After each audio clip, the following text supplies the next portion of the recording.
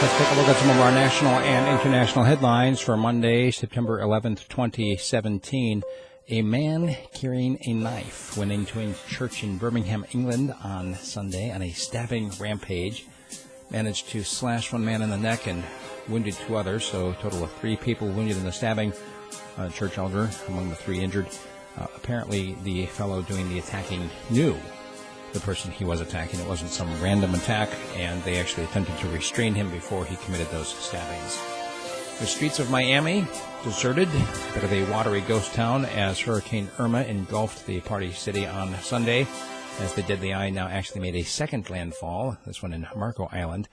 Some 3 million people at least left without power, 4 people dead so far in Florida, another 25 dead down in the Caribbean. And they are facing imminent 10 to 15-foot storm surges. In Syria, the de-escalation zones, they've noticed some ceasefire violations, and generally speaking, it's holding. However, splitting Syria was never the purpose of those de-escalation zones, according to Sergei Lavrov, the Russian foreign minister. There's a campaign going on right now in Australia that aims to light up the streets.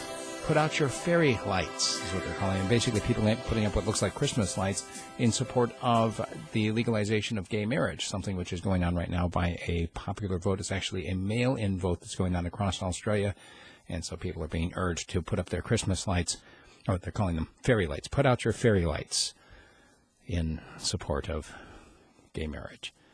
On the streets of London, there's going to be a new network, they're saying, against the threat of terrorists targeting pedestrians.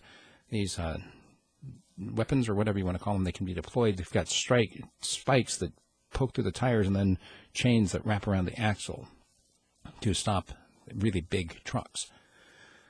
Former Governor Mikheil Saakashvili has forced his entry into Ukraine. He's being called a man without a state, and this will be my subject of commentary today. He is actually originally from the former Soviet Republic of Georgia. When he went to Ukraine, he was stripped of his Georgia citizenship, and now he's been stripped of his Ukrainian citizenship. He was in Poland trying to, basically just making an appearance in front of some of his supporters at the border. He was physically grabbed and taken into Ukraine by his supporters. Kind of a triumphal re-entry, so to speak. In Hong Kong, some, experts, they're saying, are slamming the independence posters.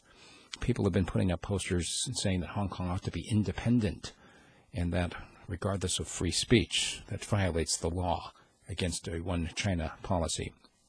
Many more stories than we have time for, including the Nato response, saying that a global response to North Korea is necessary, the Mexico earthquake that happened on Friday, or the Apple leak about the newest iPhone. You want details on those stories? Become a subscriber at radiofreespeech.com, and I will email you the 30 to 40-minute audio version of the news. You can download it and listen on your way to work.